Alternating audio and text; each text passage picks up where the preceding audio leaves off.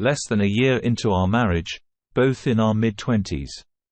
She gets concert tickets for Christmas, and I assume I'll be going with her. But nope. She wants to take a guy from work who's supposedly a huge fan of the band. She even tells me he's not straight. I'm upset, but I don't want to start a fight about it. I hold back. She goes to the concert with him, and they wait outside by the band bus after the show. The bassist from the band starts talking to her, and she flirts with him. He invites her to their New Year's Eve show 200 miles away and offers to comp her tickets if she comes. She says she won't go alone, so he suggests she brings her friend. Now our New Year's Eve plans are ruined because there's no way I can go with. She had made jokes before about having to sleep with the bassist for these tickets and VIP access. I didn't find it funny at all, and I let her know, but she brushed it off. In the end, I didn't want her to hold this over my head forever, so I let her make the decision herself. She chooses to go with her coworker friend who she now says she's only 80% sure he's not straight. Like what? She texts me during the long drive there. Then after she gets the tickets, I hear nothing from her. I text her at midnight, and she gives me a 3-word response. I don't hear from her again. The next morning at 11:30, I call her, and she says she's waiting at the subway station to go back to her hotel. She eventually gets home around 4:30 p.m. When I ask her how it went, she says they partied all night, and she took prescription pills and drank a lot. She's upset that she paid for a hotel, but only slept in it for 2 hours. I'm confused and ask how that's possible when she was at the subway at 11:30 a.m. She admits that she didn't use the hotel room at all and claimed she must have slept in the band suite. Like what? She blames her amnesia on a hangover. So let me tell you what happened the other day. I see my wife after a day or so, and I notice something different. She shaved her private area. I asked her when she did it, and she tells me it was on Friday. Now here's the surprising part. She never really shaves down there, except as a special treat for me. Later, she leaves for work, and I happen to come across a pack of Summer's Eve feminine wipes in her overnight bag. Now here's the kicker. I've always had this secret feeling that she might have an odor issue, but she's never taken any action about it for my sake. And those wipes were brand new. So I can't help but wonder why she had them. Now I'm left with all these thoughts in my head. Could she be cheating on me? And if she is it with the bassist or that guy from her work? Should I talk to her about this and confront her? I'm just not sure what to make of all this. Okay, let me clear things up a bit. She received the concert tickets as a Christmas present, but the actual concert didn't happen on Christmas Day. The first concert took place on December 30th and the second one on December 31st. I don't want her stumbling upon this conversation, so I won't mention the band's name. Just know it's neither Nickelback nor Fish. She'll be back home soon, and I could use some good luck here. Update. Okay, so here's what happened recently. The bassist guy texted my wife last week and invited her to a concert 100 miles away on a weeknight. She wanted to go alone. I brought up what happened on New Year's Eve, and then she got really upset and stopped talking to me for 3 whole days. During the weekend, I was away on a business trip, but I kept in touch with her every day. When I got back, we spent Valentine's Day together. Now here's where things got weird. I was browsing Reddit yesterday and noticed I had a message, oranged. When I clicked on it, I realized that my wife was still logged in on my computer. I knew she used her account for Gone Wild, which I was okay with and supported. But what I didn't expect was that she was sending photos to other guys via private messages. As I kept reading, one guy asked her, "What's the wildest thing you've ever done?" And there it was. She responded with, "On NYE, I had my first 3-way with a member of a famous 90s rock band and a friend. The first thing I did was talk to a lawyer to explore my options.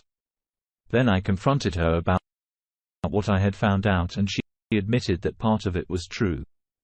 She had embellished things, but the truth was that she and her friend who isn't straight, and she and the bassist made out and did BJ. I was so shocked that I left the apartment immediately and went straight to the hospital to get tested for STDs. Just to be safe. Hours later, I returned home, but I couldn't believe a word she said. I asked her to text the guy a simple question. Did we have closeness? And said I'd believe her if he denied it. But then she finally admitted that they did have closeness. My whole life feels like it's falling apart. We were married for less than a year, and I had put my heart and soul into this 5-year relationship. Now I've moved into the second bedroom and I'm sleeping on a futon. Our lease doesn't end until May. Update. So here's what's been going on. She had affairs with 4 different men in the last 5 months. First, she started having explicit texts and sending racy pictures to a guy from work back in October. Then at a concert, she met a random guy and kissed him. They hung out again at a drive-in movie theater with a friend, where supposedly they only cuddled. Later, they met up at a club while she was out with some friends, and they had closeness in the bathroom. After a month, he drunk texted her. They fought, and then broke off contact. Now let me tell you about this scary night in mid-December. I came home from work at 6 p.m., knowing she was done at 2 p.m., due to a company Christmas party. But when I got home, she wasn't there. Her pet bunny was loose in the apartment. Her car was in the parking lot and her coat was on a chair. I called her phone and it was on the couch. I panicked and called my mom. I searched all around the apartment complex shouting her name and even checked the dumpsters fearing the worst. When she finally came home, an hour and a half later, the police were there. And I had described her to them in a frenzy. I was so relieved to see her. But just minutes before she had been making out with the guy from work in his car down the street, with her hand on his. Well, you know, let me tell you about what happened on New Year's Eve. There's this bassist guy who's into some stuff, and when my wife and her not-straight friend went to his hotel room, he asked the friend to duck him up the backside. Then while my wife was there, he had unprotected act with her, and she worried about getting pregnant. So she took the morning after pill. They kept texting, emailing, and video chatting after that. Besides that, she also had an emotional affair with a guy she met on Reddit. They flirted a lot through messages and made plans to meet and closeness while I was away on a business trip last weekend. But it seems she chose to do LSD with a friend instead. And as far as I know, they didn't meet up. She kept flirting and chatting with 3 of these 4 guys until last Wednesday when I found out. Then just yesterday, I found out about the other 2 guys too. I invaded her privacy, and that's how I discovered lots of emails and chats about these men. I even forwarded those emails to myself as evidence. And to add to it all, there's a T-shirt that belonged to the bassist, which she brought into our home and slept in. I swear, I ain't gonna let you off the hook easy, I told her. She looked at me, her eyes wide with surprise and fear. You gotta tell your family what you've been up to, I said to her. Her face turned pale. I can't. I won't do that, so I fired back. All right then. Guess I'll just have to make that Facebook post with all those messages and pictures. And you bet, I'll name that bassist too. We went back and forth like this for a while until finally, she broke. She sat down and wrote a long message to her family, confessing everything. She admitted to cheating with the bassist and other men and said sorry for all the hurt she caused. When she hit that send button, I saw her wince like she just lost something big. Not even a minute after she sent that message, her phone rang. It was her mom, mad as hell and sounding shocked. I could hear her loud and clear through the phone tearing into my wife. I watched my wife's face fall as her mom yelled some pretty harsh words at her.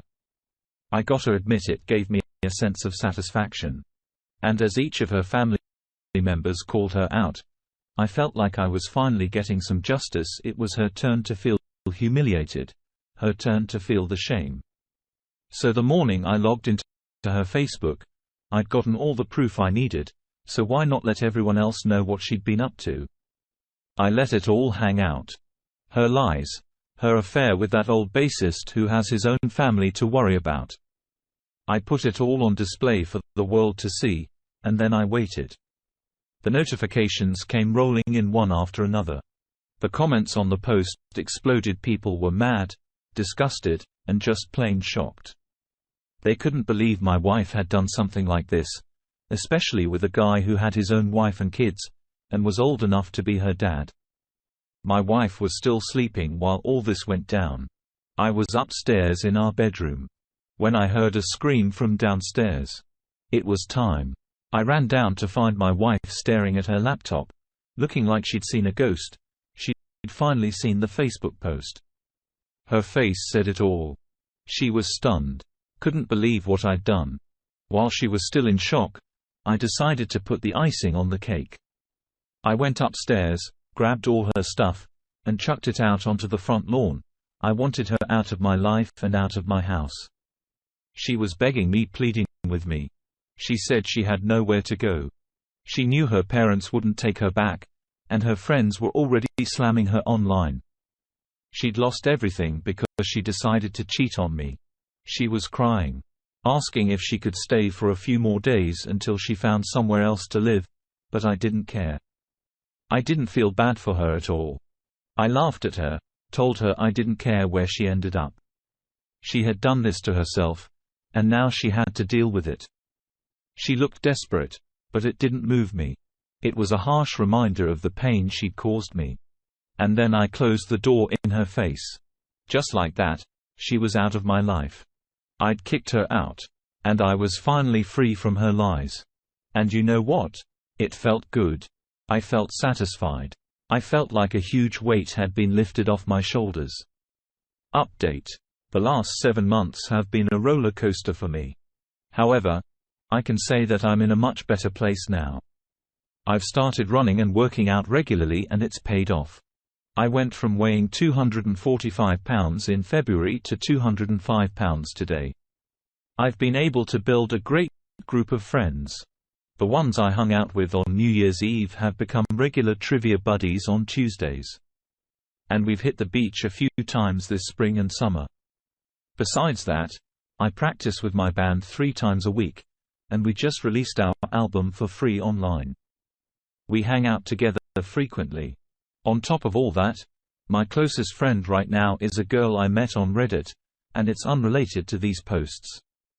We text each other every day and hang out almost every other night. If one of us is absent for more than 2 days, we miss each other a lot. Life's looking up, and I'm grateful for the positive changes happening. Back in May, I had this incredible trip to Puerto Rico with my mom and aunt. It wasn't a typical touristy vacation. We went to visit family since my mom grew up there. It was life-changing for me because I got to experience my true culture and heritage, especially because I currently live in a mostly white suburb. When I returned home, I felt much calmer and had a more positive outlook on life. Regarding my ex, the simplest and least expensive way for us to get a divorce is by citing irreconcilable differences. In my state, that means living in separate places for 18 months and not being close during that time. Luckily, that's not a problem for me. I've already spent 6 months apart from her, with 12 more to go. I'm really looking forward to the day when she no longer carries my last name. She's still lying to me about so many things, and there's so much I'll never know the truth about.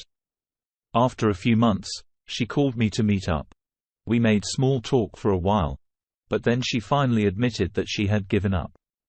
She didn't want me back, stopped going to therapy, and now she's dating one of the guys she cheated on me with. Honestly, good for her. She'll either wake up one day and realize she could have had a better life with me, or she'll find happiness with this new guy. Either way, I wouldn't want to hold her back from being truly happy.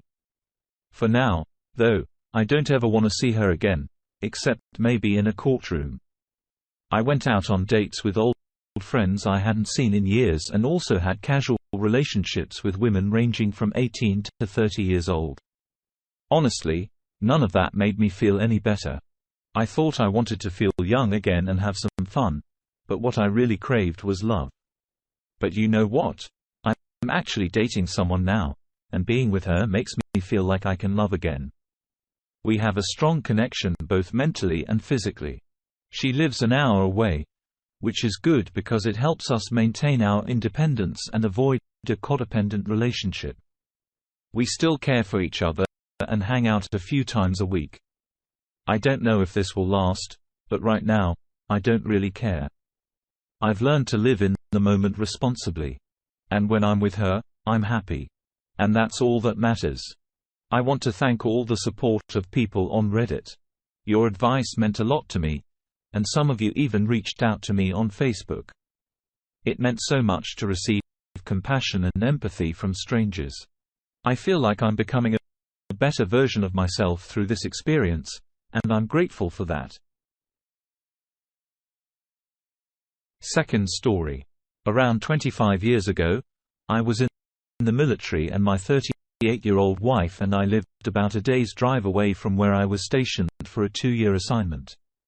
By that time, we had been married for about 20 years.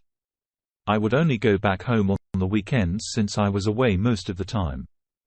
After the first year, she started suggesting that I should stay there and not come home until my assignment was over. I didn't agree with that and continued to come home on weekends. However, she started treating me very coldly during those visits and didn't want to be close. Then after a few more months, she began accusing me of cheating without any reason and kept acting distant. When my remote assignment was over, I received orders for a 3-year overseas assignment. I started making arrangements to rent out our house and move my wife and teenage sons with me, but my wife fought with me constantly about it, saying she didn't want to go and that I should go alone. Throughout this whole transition, she remained cold and distant. However, my kids wanted to go with me, so eventually she agreed. But as soon as we arrived at the new location, she started finding faults with everything. With me and the place. After 6 months there, I managed to get permission to move her and my kids back home by the end of the year.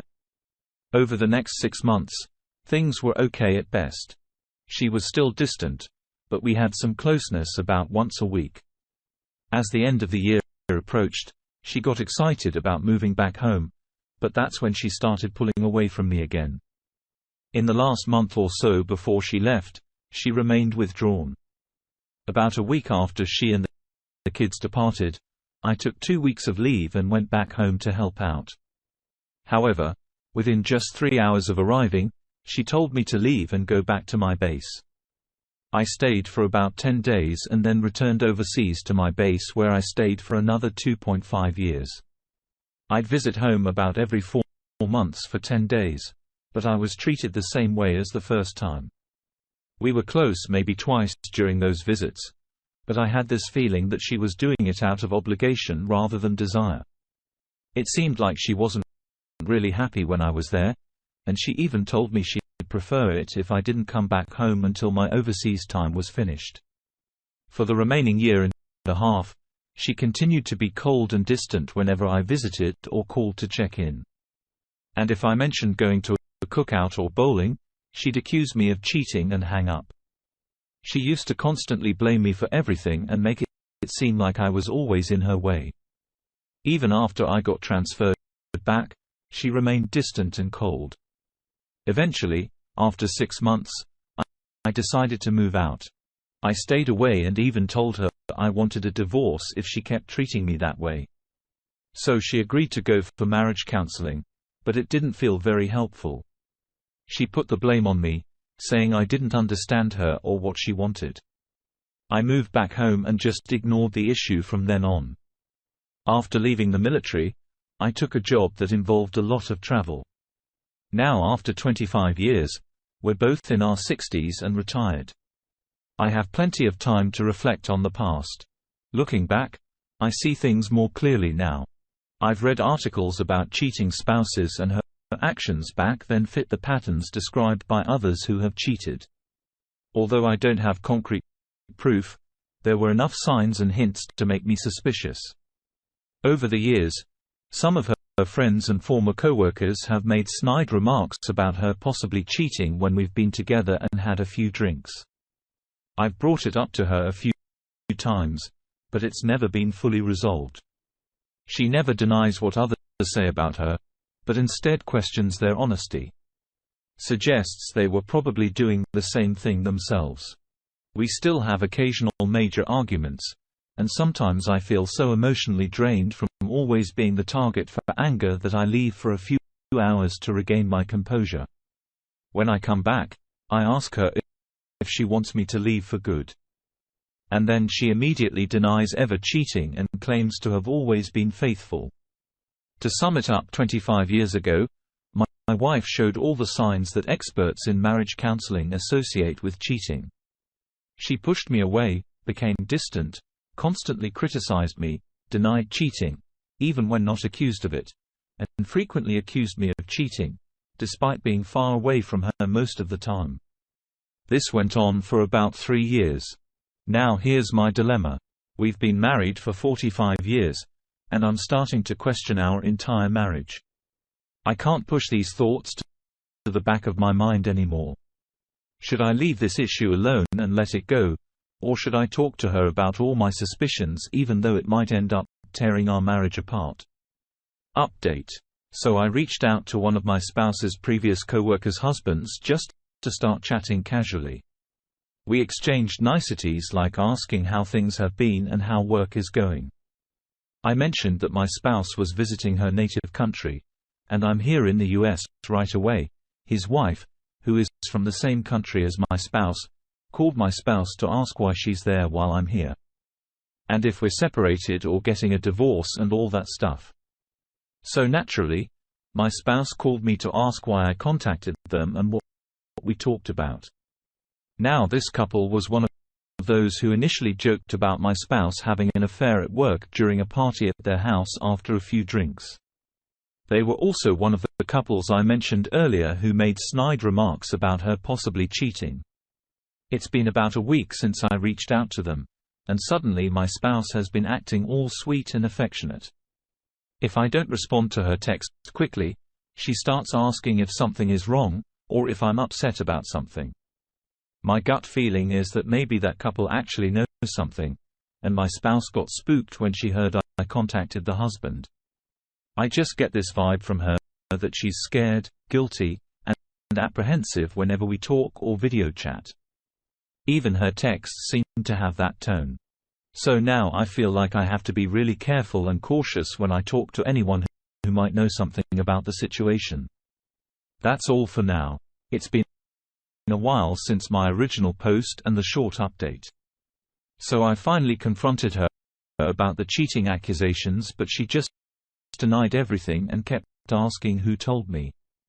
She brushed it off, saying whoever said it must be jealous of her. Even though I gave her all the details of her behavior back then, she just wouldn't admit to anything. Instead, she turned the tables on me, accusing me of not being nice and hurting her by not trusting her. She even wiped non-existent tears during our video chat, although I can't be sure if there were real tears or not. But as soon as I eased up on the topic, she started blaming our past communication issues for the whole situation. Since then, I tried to move past it and even took her on a Caribbean cruise, but I can't find those loving feelings for her anymore. At this point, I don't wish any harm on her, but I simply want to leave her. Now something unexpected happened. My oldest son and his family decided to do ancestry DNA tests, and they suggested I and my wife should do it too. So we did, and I also had my youngest son take the test. The results showed that my oldest and youngest sons are only half-brothers. Shockingly, the DNA test revealed that my oldest son is not my biological son, but my youngest is. I never even suspected this could be the case. But there was no fidelity. My wife was already pregnant for about a month when we got together. After 2.5 months of dating, she told me about her pregnancy. Back then, I was just 19, and pretty naive and foolish. My upbringing and my infatuation with her made me believe that I should marry her. So I ended up raising 2 kids that weren't mine. She had a 4-month-old when we met and one that was. I love the 2 oldest kids just as much as my youngest, and that won't ever change. I haven't talked to my wife about this yet. First, I need to discuss it with my oldest son and then all 3 of them. I'll have to tell them that I'm divorcing their mother. The 2 oldest kids will have to ask her about who their biological fathers are because I have no idea. After that, I'll have a video chat with her and tell her the thing in my plans to file for divorce. I still have this feeling that there might have been at least an emotional affair and possibly a physical affair 25 to 30.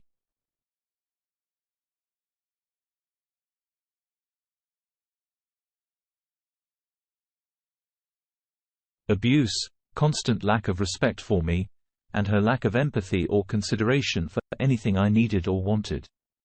In my last update, I mentioned that I was going to tell my kids the truth and then talk to my wife. Well, I did that 5 days ago. It was tough, but my kids took it pretty well. Although my oldest son might still be processing everything. I also let my oldest child know about their paternity and they weren't really surprised. I don't know if the biological fathers are the same person or 2 different men, so my oldest child will get a DNA test to find out. I told both of them to ask their mom about it, and hopefully she'll remember and give them the answers. Instead of having a video chat with my wife, I decided to send her a text. After over 40 years together, I knew a video chat would only lead to trouble. I'm feeling pretty emotional about all this, and I didn't want to lose my composure and start a fight, so the text was short and direct. I told her that the DNA test showed the child isn't mine and is only a half-sibling to our youngest. I made it clear that I won't accept being lied to for all these years. And I stated that our marriage is over, and I'm filing for divorce. She replied shortly after my text, but I didn't respond to any of her messages. At first, she claimed it was a misunderstanding and that she didn't realize she was lying. Then she blamed our problems on bad communication between us. After that, she apologized saying she's sorry I hate her so much and that she'd signed the divorce papers hoping I find happiness with someone else. She shifted to blaming me for everything, saying I never cared or trusted her. Despite all that, I still didn't respond to any of it. Eventually, her anger kicked in, and she agreed that divorce would be best to get it over with. All her texting drama happened over about 2 days and then there was a day of silence. I texted her back stating that, from now on, I'll only contact her regarding the kids, grandkids, and the divorce. I also mentioned the financial support she'll receive and how it'll work. She's entitled to half my military and federal pensions. She asked if I could send all her belongings to her, and I agreed to do that. Since then, there's been complete silence from her end. She's been contacting our 2 oldest kids about everything. I haven't done the paperwork for the divorce yet, but I'll take care of that soon. That's all for now. So not much has really happened since my last update. I've got a meeting with my lawyer scheduled for this coming Monday. My soon-to-be ex-wife keeps trying to provoke me into online arguments, blaming me for not loving her and never trusting her. And sending long texts about throwing away everything we've worked on for 46 years, along with pictures and stuff, trying to guilt me into giving in, but I've been successful in ignoring it, staying civil, and only texting about the kids and divorce issues.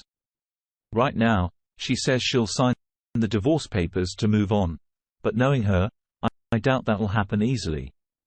The main issue is the house. Her house in her country is fully paid for with my retirement funds. Hopefully, we'll get a profit from selling it close to what I invested. I plan to split the net profit 70-30. She wasn't happy with that, but we'll see how it goes. The kids are mostly okay. My oldest daughter, adopted, has been avoiding me, but I hope with time she'll be able to cope better. My sons are okay, but they don't want to be in the middle of everything. I promised all 3 kids that I won't put them in the middle of our issues. Yesterday, the divorce papers were served via email. My spouse accepted them, signed them, and sent them back to the lawyer. She said it wasn't what she wanted, but she'd do it for me so we could move on. As expected, she still puts the blame on me. She took the chance to dig at me about the kids finding out and how I made her life terrible. She even complained that I never talked to her and kept everything to myself. The truth is, I started doing that because it became clear she didn't really want to listen, discuss anything, or care about my needs. I almost got sucked into a war of words with her, but I decided to cut it off and sign off instead. It was only recently that I learned about narcissism after reading about it here and searching it up on Google. Every time I brought up a problem with her actions or lack of actions, she would turn it around and say it was my imagination or my fault. She's never taken responsibility for the mess she's caused over the years. Looking back, I realized that every decision I made was based on whether she'd like it, or if it would make her happy. I know it sounds pretty sad, but when you're caught up in all the mess, it's hard to see it clearly. Looking back, I can see that her only need or desire for me all these years was to support her and give her the lifestyle she wanted. But she never thought I did a good job at that either. The next big challenge will be dividing our property. It's not like we have a fortune, but she believes she's entitled to most of it just because I wanted the divorce, so she thinks I should give up more. Less than 3 months after she moved to be near that guy, he dumped her. Turns out he was just using her for closeness, and she was devastated because she thought she loved him. He seemed fine with her being married, but when I found out about the cheating and divorced her, he wanted nothing to do with a single lady with 3 young kids. She wanted to marry him and move into his house, but he had always been single. Then 2 years later, she married another man who had nothing to do with us. And I actually liked him. But he got fed up with her greedy and materialistic ways, among other things, and divorced her too. Now she's on husband number 3 since 2019.